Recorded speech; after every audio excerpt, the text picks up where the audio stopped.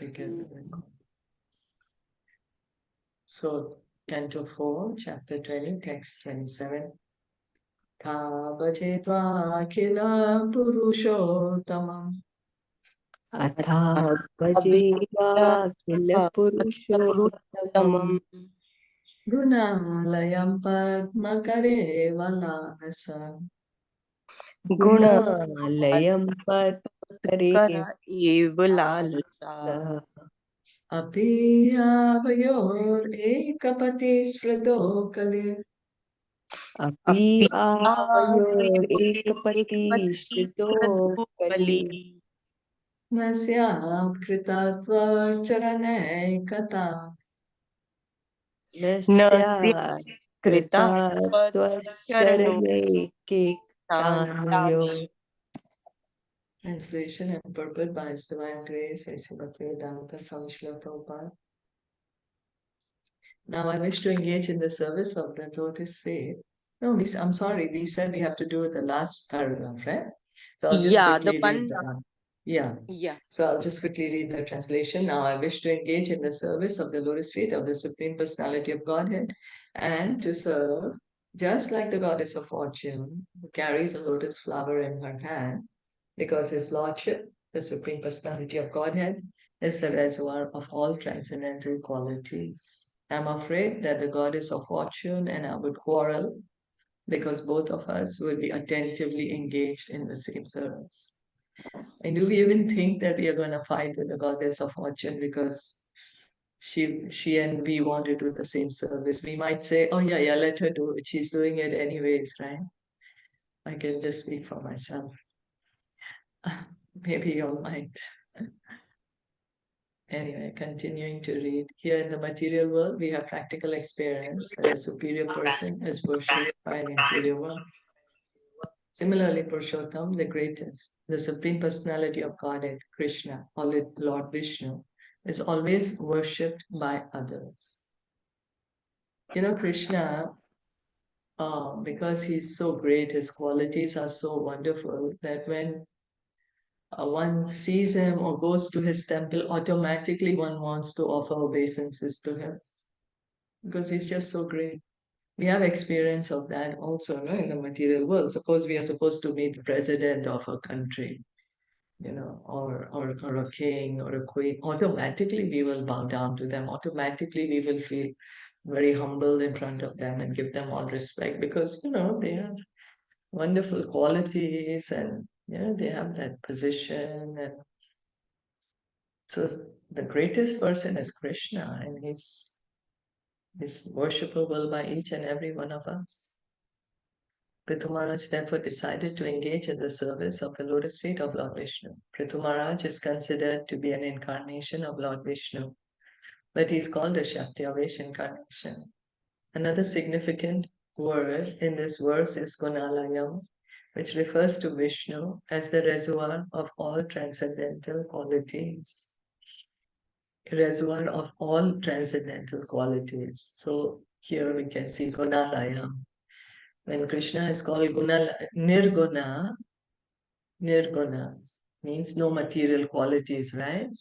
And here it said Gunalayam. What does it mean? Reservoir of all transcendental qualities. So yeah, Krishna has this amazing qualities. He has amazing qualities, and because of these qualities, Srimati Radharani's love for him increases so much.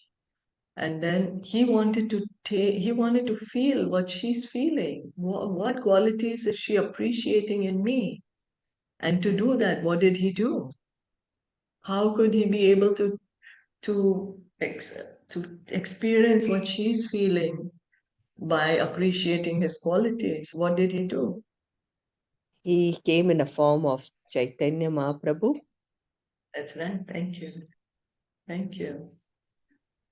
So Krishna, he's a person and he has this wonderful, amazing qualities.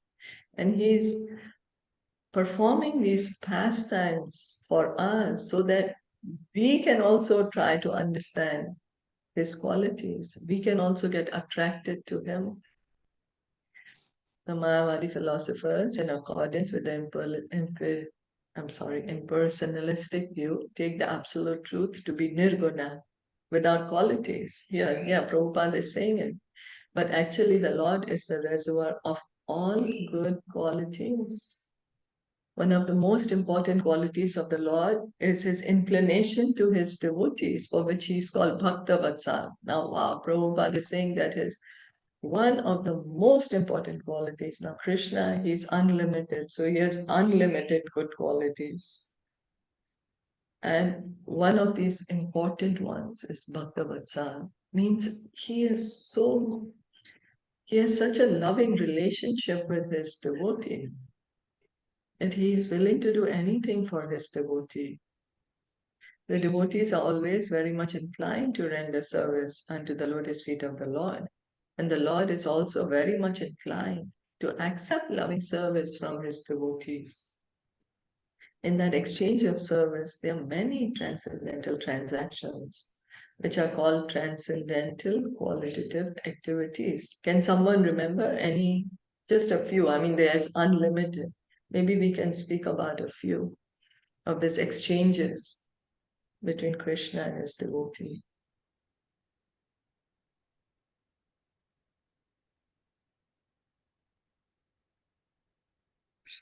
Anyone can think of any pastime? Any exchange? What I can think of is Krishna as Parthasarthi, Right in the cover of Bhagavad Gita, we see Krishna as the chariot driver of Arjuna. It's his loving exchange with Arjuna that he's become a driver of Arjuna. He's God, he's become the driver, and it's there in the front page. It's like a poster for everyone to see. That's how much Krishna enjoys serving his devotee. I don't know if you all had any to share. If no, then we continue reading. Trying to remember, but not getting. You're trying to remember? Yeah. Is that he's lifting the mountain to give shelter to all his devotees, and yes. When Indra was that also an exchange, right? Yes, thank you. Yes. The Govardhan hill, he's lifting the Govardhan hill to protect his devotees. Yeah. Cows and all the inhabitants of Vrindavan. And they were having such loving exchange during those 7 days and 7 nights. So continue reading. Some of the transcendental qualities of the Lord are that he is omniscient, omnipresent, all-pervasive, all-powerful, the cause of all causes, the absolute truth, the reservoir of all pleasures, the reservoir of all knowledge, the all-auspicious, and so on. So this is Krishna. All omniscient, omnipresent. We say, oh yeah, God is omnipresent, God is omniscient. Even if we don't know God's name, we will say, God is omniscient, omnipresent, all-powerful, cause of all causes. Krishna is the reservoir of all pleasure. We are seeking pleasure. We are seeking pleasure everywhere, not understanding that actually the highest pleasure we can experience is in relation to Krishna.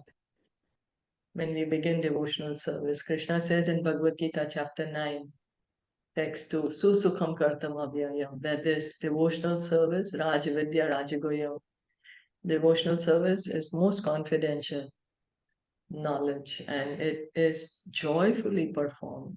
It's really joyfully performed. Krishna is the reservoir of all knowledge. We are seeking knowledge. We go now with internet. Also, there's so much information available, and we are like Google this, Google that. But all the knowledge that's coming from Krishna. If we can just try to understand Krishna, then we will automatically get that. That is knowledge. Krishna says, Vedescha sarver aham eva vedya. He says in Bhagavad Gita that the goal of all Vedas is to know him. Krishna is all auspicious. We do so many things to get auspiciousness. Oh, let me do this to make it auspicious. Let me do that to make it auspicious. But simply if we can become Krishna conscious, then everything is auspicious. Simply by chanting Hare Krishna, everything becomes all auspicious because Krishna is all auspicious. We don't need to do anything else to make things all auspicious. And Krishna is making himself easily available to us in this age of Kali by his holy name. He knows we are very, very lazy. We don't have much knowledge. We don't have much inclination towards spiritual life. We don't even have much time. Our lives are so short. So he's given us the most powerful. He's come himself as his holy name, not in. It's non-different. That Krishna is the holy name. The holy name is Krishna. So Krishna has come himself. Reading on, Pṛthu Mahārāja desired to serve the Lord with the goddess of fortune, but this desire does not mean that he was situated on the platform of Madhurya Ras. The goddess of fortune is engaged in the service of the Lord in the Ras of Madhurya, conjugal love. Although her position is on the chest of the Lord, the goddess of fortune, in her position as a devotee, takes pleasure in serving the lotus feet of the Lord. So, she's not saying, oh, I'm the wife of God, so I'm going to whip everyone and everyone should serve me. Maybe she's God's wife after all. So she's the most important woman. And then how do we behave when we get some power or some importance? How do we misuse it? But here, what is she saying? That she just simply wants to serve the lotus feet of Lord Viṣṇu. Even the queens of Dwarka, when Krishna married the 16,108 queens of Dwarka, they are Krishna's wives. The wife of Krishna, the Supreme Lord. It's not that they are getting on a high horse and saying, oh, I'm so great. No, each of them is thinking themselves as a servant of Krishna. And they're cleaning the palace, although there's nothing to clean. But because the mood is there. Yeah, they're in Madhurya Ras, they're in conjugal love. The relationship is of husband and wife. But yet the desire to serve Krishna is so much. Pṛthu Mahārāja was thinking only of the lotus feet of the Lord because he is on the platform of Dasya Ras, or servitorship of the Lord. From the next verse, we learn that Pṛthu Mahārāja was thinking of the goddess of fortune as the universal mother, Jagannatha. Consequently, there was no question of his competing with the platform of Madhurya Ras. So Prabhupada is he's clarifying with us because we might think, is it that he also is in Madhurya Ras or what? No, Prabhupada is clarifying. No, he's in Dasya Ras. Nonetheless, he feared that she might take offense at his engaging in the service of the Lord. This suggests that in the absolute world, there is sometimes competition between servitors in the service of the Lord. But such competition is without malice. In the Vaikuntha worlds, if a devotee excels in the service of the Lord, others do not become envious of his excellent service, but rather aspire to come to the platform of that service. I think we read that. I think we read this the other day. Anyway, the idea, it's good to be reminded again that in Vaikuntha there is no envy. There's competition, yes, but the competition is who can please Krishna more, but there's no envy. Envy is here in the material world. When we are able to give up this envy, then it's Vaikuntha for us. Okay. Reading on. Jagat Jananyam Jagadisha Vaishasam Jagat Jananyam Jagadish Jagadish Syadeva yat karmani nam samhitam. Karmanina samithitam. Karoshi falga vapi urudina vatsala. Karoshi falgapi kurudina vatsala. Sa eva tishne abhiratasya kintaya. Swa eva dishne abhiratasya kirtaya. My dear Lord of the universe, the goddess of fortune, Lakshmi, is the mother of the universe, and yet I think that she may be angry with me because of my intruding upon her service and acting on that very platform to which she is so much attached. Yet I'm hopeful that even though there is some misunderstanding, you will take my part, for you are very much inclined to the poor, and you always magnify even insignificant service unto you. Therefore, even though she becomes angry, I think that there is no harm for you because you are so self-sufficient that you cannot do, that you can do without her. Mother Lakshmi Ji, the goddess of fortune, is well known for always massaging the lotus feet of Lord Narayan. She is an ideal wife because she takes care of Lord Narayan in every detail.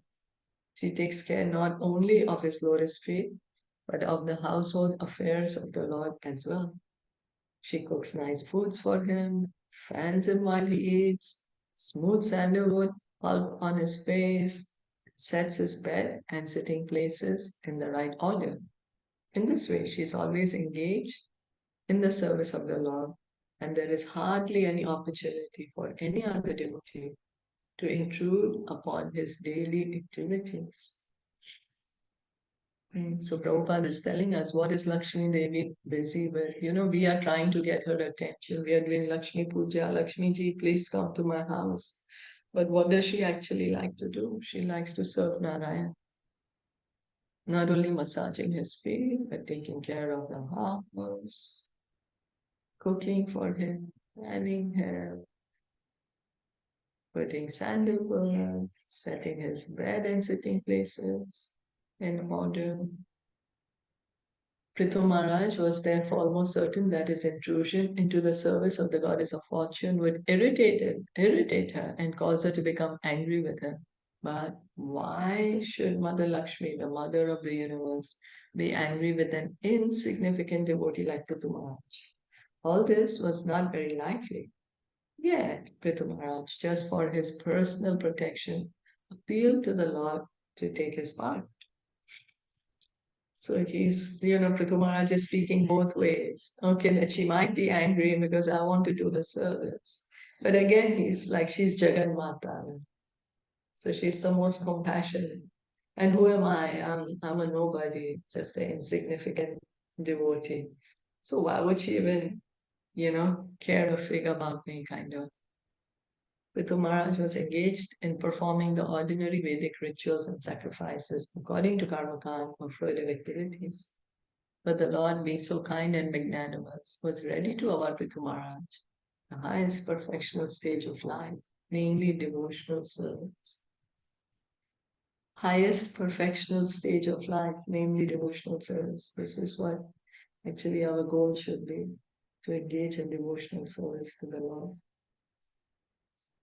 That's the goal of human life. Prema Pumarthama, because it's only on a platform of love that one can engage in pure devotional service. There is already that relationship established with Krishna. It's a loving relationship. That the beginning, that Jivera Swarupai Krishna Nityadas, Lord Chaitanya says that. And that, so when the devotee is saying, I'm a servant of Krishna, he's saying it out of love. It's not that Krishna is paying him some salary or blackmailing him or forcing him, putting a gun to his head. No, the devotee, out of love in his heart, wants to engage in devotional service. And Krishna reciprocates, as we just heard. Krishna is one of the most important qualities is Bhakta Vachan. When a person performs Vedic rituals and sacrifices, he does so to elevate himself to the heavenly planets. No one can become qualified to go back home, back to Godhead, by means of such sacrifices. But the Lord is so kind that he accepts a little insignificant service. And therefore, it is stated in the Viṣṇu Purana that by following the principles of Varna Sharma Dharma, one can satisfy the Supreme Lord.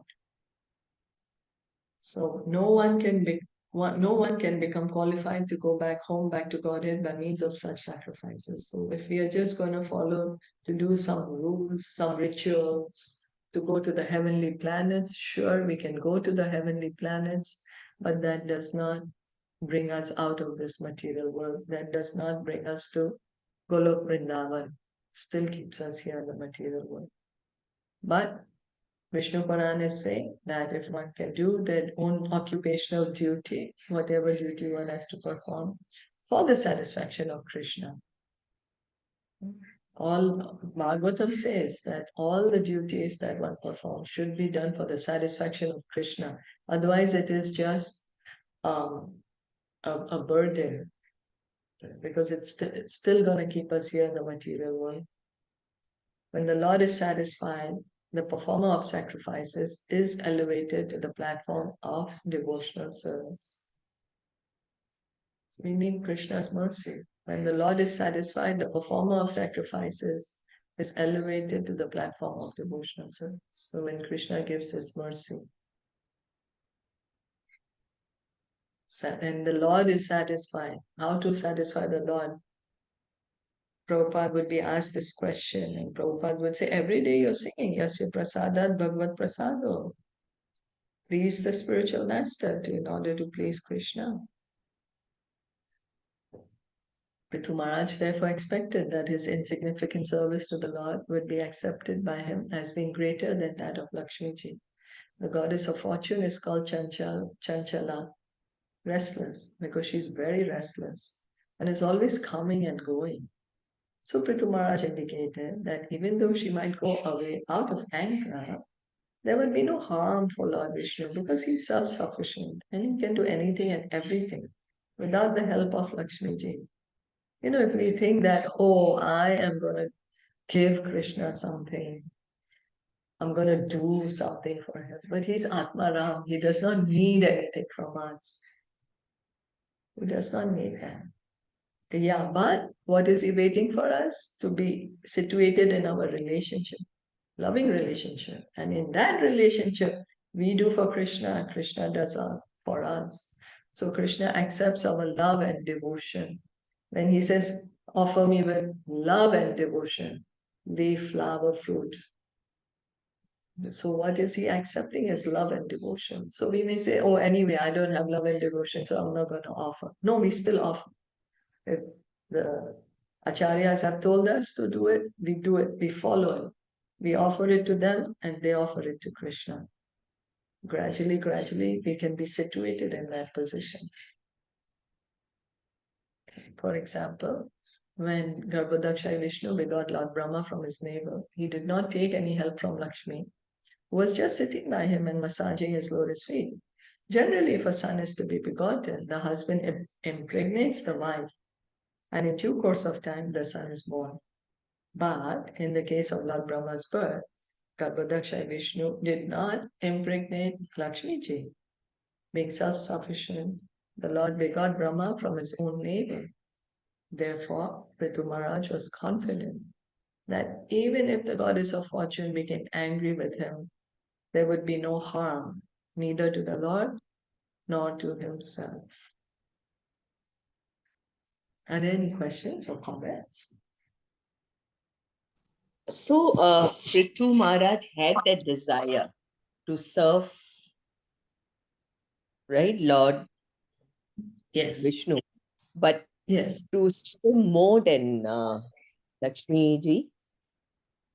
I mean, that's what He it's has trying to say, right? he has a desire that the service that Lakshmi ji is doing, he wants to do those services. But he wants to do more, it says, right?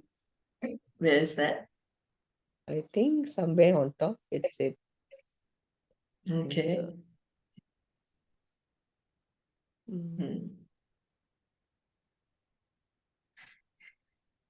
Yeah, this one you mean. Pṛthu Yeah. Mahārāja therefore expected that his insignificant service to the Insignificant. Lord would be accepted as being greater than that of Greater Lakshmi ji. than that of Is that- Lakshmi ji. Yeah. Is that the one? Yes. Yeah, Right? yeah, yeah. So that means he He's wants saying to do something more than he wants Lakshmi to ji. that here.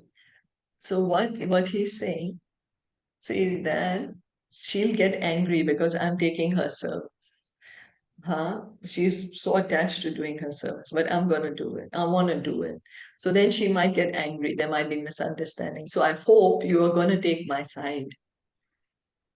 Here it's Yeah. writing, you will take my part, for you are very much inclined to the poor, and you always magnify even insignificant service. To you. So Pṛthu Maharaj here he's saying that, okay, I'm going to go into her service. She may become angry, but Lord Viṣṇu should not get angry with me. Yeah. That he will understand my heart. And that's what he's praying for. I think it says that he doesn't desire to have a greater, I mean, he doesn't desire that, but it's just that it magnifies, right? That is what you read now. He's afraid